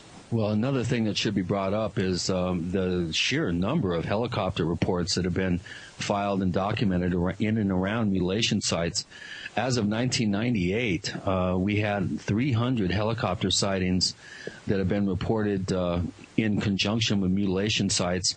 And I'm sure the number has gone up considerably since then. But this is an element that some of the high strange proponents of this phenomenon tend to kind of whitewash or sort of shove under the rug. And it's an element that in the pop culture appraisal of this whole thing and inversion of this whole thing, you don't see this very, I think, telling fact brought out to in any explanation, trying to at least put assign blame where it needs to go. And I do really feel that this is an important element. I know Ted went through the same thing down in Alabama with the many helicopter sightings and reports that he had down there. Yeah, I saw him, and so did my partner, and so did the FAA, and everybody knew about it. Even it was. Let me tell you how bad it was. We talked about how you couldn't buy a high-powered rifle anywhere because they'd long sold. When the Army was getting ready to fly a bunch of helicopters over the mountain for an exercise, they went on the news. It was the first story that night that they were going to be flying a bunch of helicopters over Sand Mountain, and don't shoot at us. We're not doing the mutilations. Literally, they said that on the news. It was unbelievable. Jeez, I rest my case. Well, what about Big Mama out in the Front Range of Colorado back in '75, where, I mean, they actually chased helicopters with private planes, and, you know, there's quite a bit of very compelling evidence that suggests that if the government or a quasi-government group is not involved in this, they sure know about it, and they're actively monitoring outbreaks of these types of cases. This is an element that I think has been a little bit neglected, I think, in the public disclosure of this whole phenomenon. I think, you've got probably the most valid point. Well, thank you, Ted. It must be the trickster. Well, we have to see why we're playing that trick, and maybe that's something we can deal with in the remaining few moments of this episode, which is, okay, let's look at the high strangest episodes. This is the Paracast. We're looking at the paranormal. So, Philip, is it ET? What is causing the paranormal aspect of animal mutilations? Well, like I say, that's the main question. There is definitely an element, most likely a very small element, that is as yet unexplainable. The technology and the time that's been actually cited or witnessed would put it outside the envelope of black budget. Back to the 50s, we're talking about and even before, some of the older farmers recalling instances that are clearly extremely unusual and paranormal. But it could well be that there's a situation that there is a paranormal intelligence monitoring the different procedures or monitoring of and contamination of the food chain. It's just that there's been earthbound agencies have created a problem. They're aware of it. They're monitoring it, and something else is watching and monitoring them, and vice versa. It's like Chris said earlier. You can have an unusual strangeness case, and then all of a sudden there's an upsurge of cases that don't carry the same signatures that would indicate that it was something that extremely unusual. We have to keep constantly an open mind, and I think that the one learning curve that we've come to take on board is that you cannot take for granted what you know today will be the same tomorrow. You must constantly reevaluate. And going back to earlier in the program, talking about what predators can do, and Chris mentioned about certain predators can make perfect holes.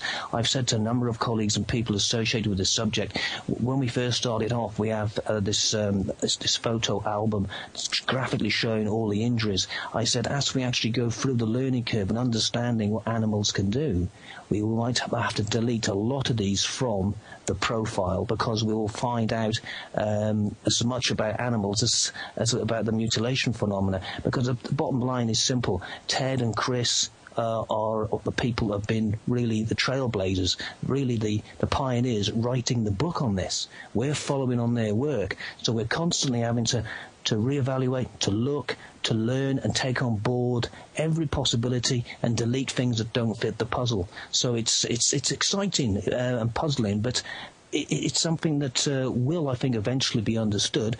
But the bottom line to understand it is keeping a constant open mind and reevaluating our work. Okay, can we place this in the same category of UFOs then?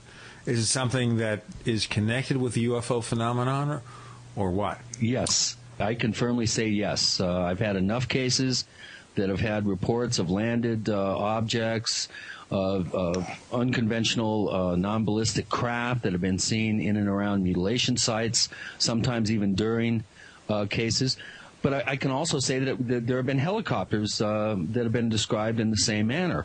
In terms of their, being around a mutilation site either just before, during, or after a case is reported.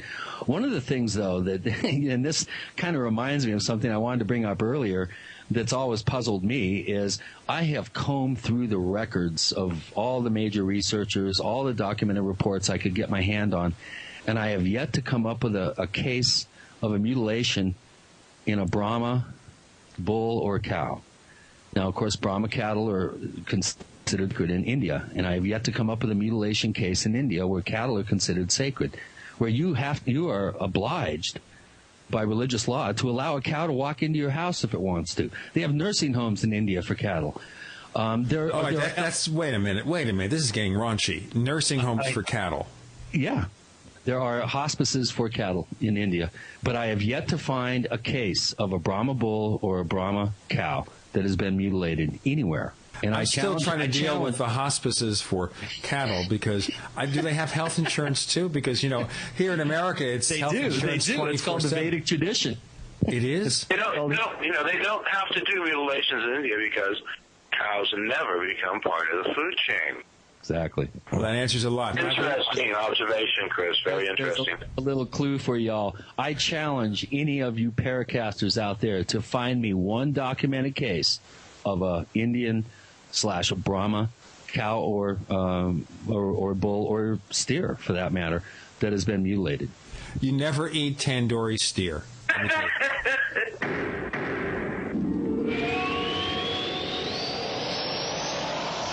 For 58 years, Fate has provided true reports of the strange and unknown. Fate brings you the latest in all aspects of the paranormal, like angels and miracles, psychic phenomena, ghosts, UFOs, and much, much more. To receive your complimentary Fate magazine, call now at 1-800-728-2730. Or visit their website at www.fatemag.com. That's 1-800-728-2730 or www.fatemag.com. What are you waiting for? Your fate awaits. Hi, this is Don Ecker, and you are tuned into the Paracast. Let me tell you what, you're going to hear stuff here that you probably won't hear anywhere else. Hear that, George Snorri? We have Christopher O'Brien, our special guest co-host. He's written such books as Stalking the Tricksters, The Mysterious Valley, Enter the Valley, Secrets of the Mysterious Valley, and Mark Valley. No, Mark Valley is an actor who plays in Human Target. I'm just getting wrapped up with all the valleys here. We have Philip Hoyle talking to us from the UK, and Ted Oliphant, who was actually a police officer in Alabama. And as I mentioned earlier before the show started, I actually worked in Alabama. My very first job as a broadcaster was in Piedmont, Alabama. Piedmont? Yeah, and the station was WPID. I don't think it's there anymore because the call letters meant, well, Piedmont is dead. So either the town is dead or the station is dead. I'm not sure. It's still there. I went to the academy with a girl who ended up at Piedmont as police. So the radio station is still there. Yeah, well, it's still there, yeah. Life goes on. Piedmont's a little town about halfway between Atlanta and Birmingham, by the way, if anyone cares. But we're exploring animal mutilations here. We're trying to focus now on the things we have to do to learn more about what's going on. I'm letting Chris take the lead on this because he's just explored this for so long, and he's tired of doing the trickster voice, so let's proceed. Yeah. Okay. Well, here's one for you all. How about if we put together a triangulated, high-def camera surveillance setup on cell towers that monitors a region where these cases are routinely reported, and get some hard data, some hard optical data, and I think obviously we need to be more effective with our networking efforts to get all the ranchers and the ranching community and law enforcement on the same page. But my suggestion in my efforts are being geared towards monitoring the San Luis Valley's hardest hit areas 24/7 with a complete surveillance setup so that when one of these cases occurs, we can jump all over it and have hard data to back it up. We can summon veterinary pathologists and veterinarians who all have the proper necropsy protocols and have a complete list of what they should do when they go on site, and go ahead and really nail these cases down as soon as possible. We need to be on these cases within 24 hours. And I think anything short of that is just going to be spinning our wheels. And I am actively involved in setting up a full-time 24/7 monitoring surveillance setup in the hardest hit areas of the San Luis Valley, which is the epicenter, I think, of the cattle mutilation phenomenon. This is where the first publicized case in '67 occurred, and I think it's really important that we work together. That Phil and Ted and myself, David Perkins, other people that are involved in investigating these cases, we need to dovetail and co-opt our actions and really work together on all this. How do we deal with the riffraff, the people who are just trying to sell books and lectures, and they're not really trying to learn what's going on? There are none. There's very, very few people that are willing to stick their necks out in this realm. Phil and Ted, I think, are real troopers. They're pioneers in this whole field. It takes a lot of personal strength to be involved in this whole phenomenal area of investigation. This is not a popular subject in any group out there. It's often been equated, I think, as the least popular subject in the paranormal. I can see why. I personally have a real aversion to dead animals, but these ranching communities and these ranches, most of them small-scale ranches, they need help, and we need to marshal our forces and network our efforts and really work to solve this mystery, or at least try to, be in a place where we can scare these people away and let these ranchers, go about, raising cattle and maximizing their livelihood instead of having to write off lost investments because of mutilations. And we should give copies of Llewellyn's metaphysical calendar to all the ranchers and let them, do vigilante night that night. That's a really good idea, Ted. I'm serious.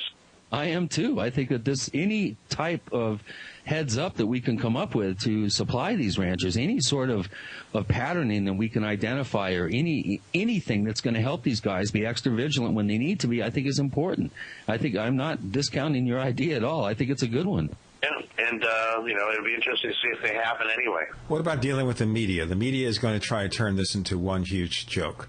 They always do. How are they going to know about it? Well, how are they going to know about it, Well, you have investigators that go from outside a particular area and come into an area, find some cases that are maybe mutilations or maybe unidentified scavenger action. This just happened recently this fall in the San Luis Valley.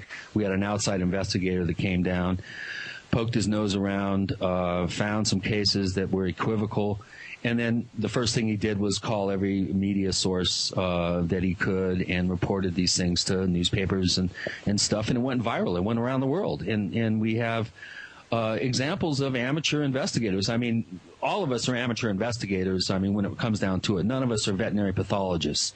That's the only real professional animal mutilation investigator out there.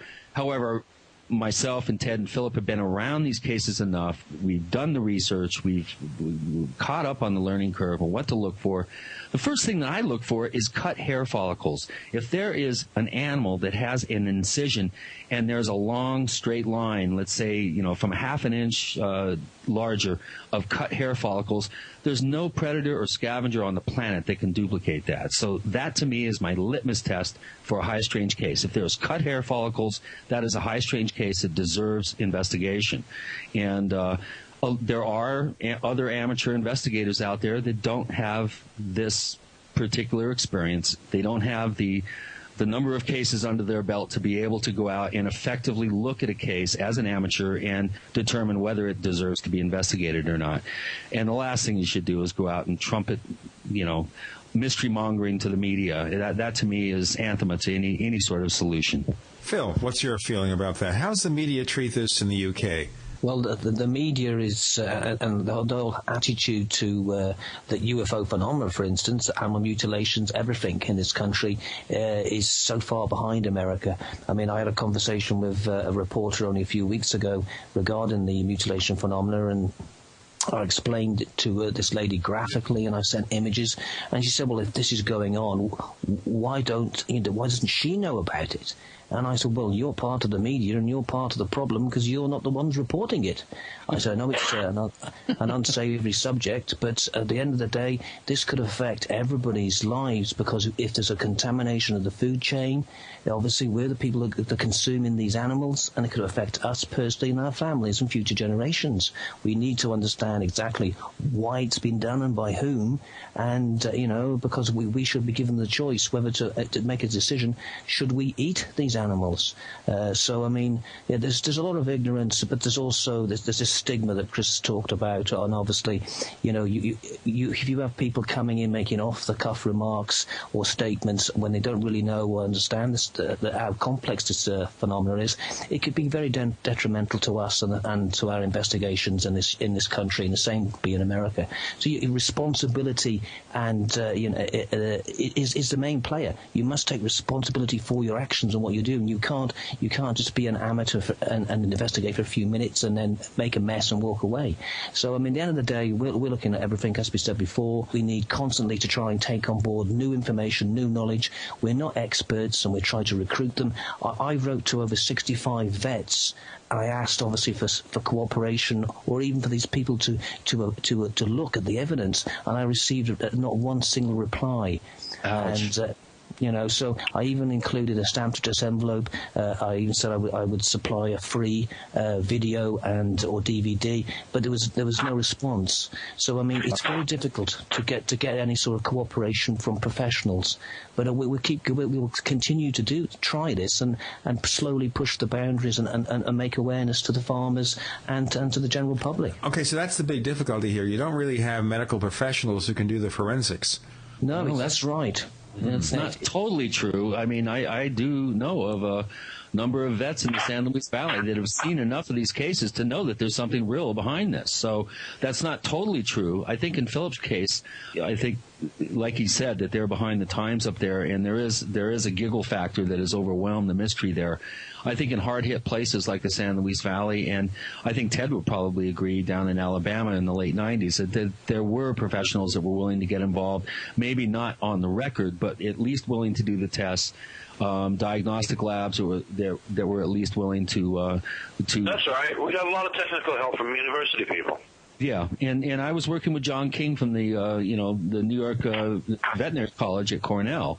To be honest with you, he's almost a debunker, but at least he was open-minded enough to at least do the tests on the animals. So it's like 4 steps forward, 5 steps back, 3 steps forward, 2 steps back. We are slowly making progress to try to interest the scientific community or educate them that this is a problem, but we still have a ways to go. So, what is his opinion of what he saw? Well, one case he said was equivocal. He couldn't really determine one thing or another. The other 2 or 3 cases that he was willing to do testing on and have his students look at, he said to him, in his opinion, was unusual scavenger action. But there was a case that he did say that he couldn't really come up with a real viable, explanation for what happened to the animal. So, and there have been cases where I had a case just recently here this last late summer where a retired veterinarian had a mutilation on his ranch, and he didn't make an official report, but he had one of the deputies come down, and he just went up one side and down the other and said, "This is high strange, but I don't want to make an official report. I don't want my name mentioned, in conjunction with this case."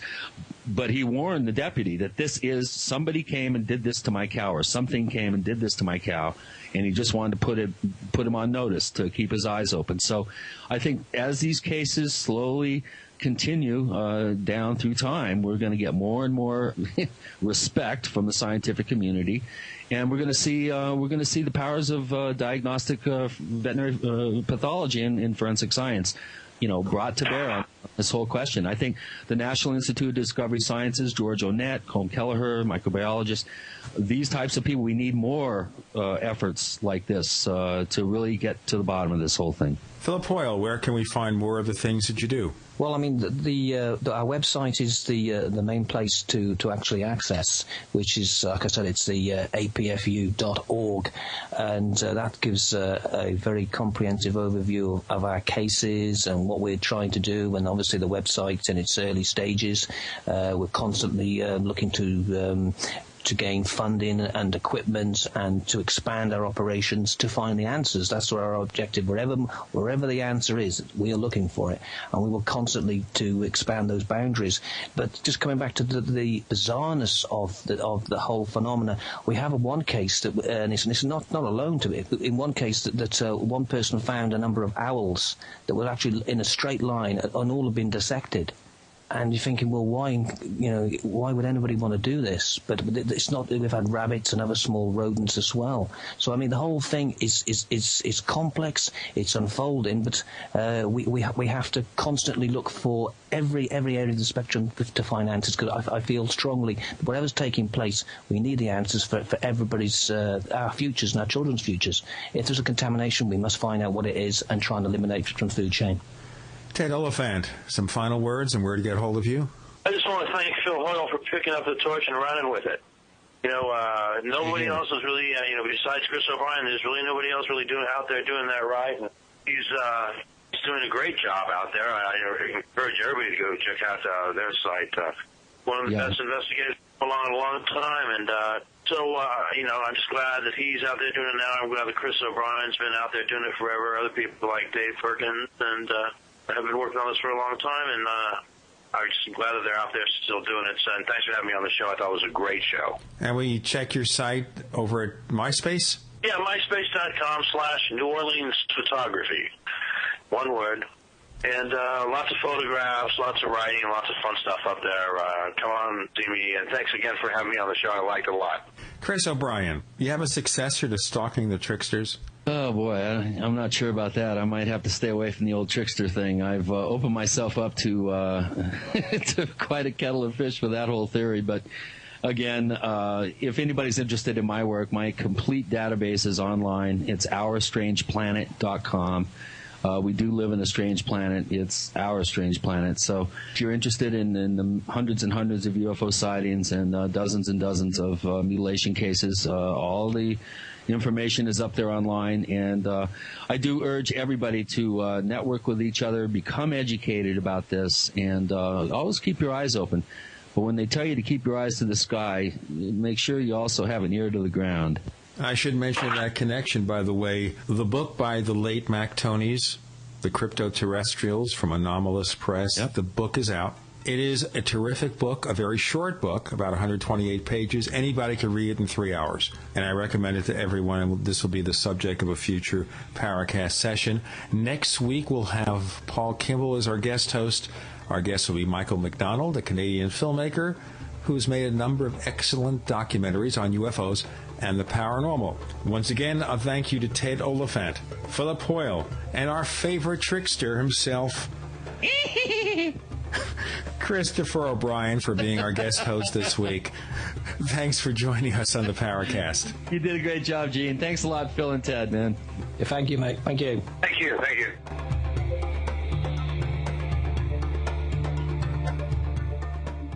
The Paracast is a copyrighted presentation from Making the Impossible Incorporated.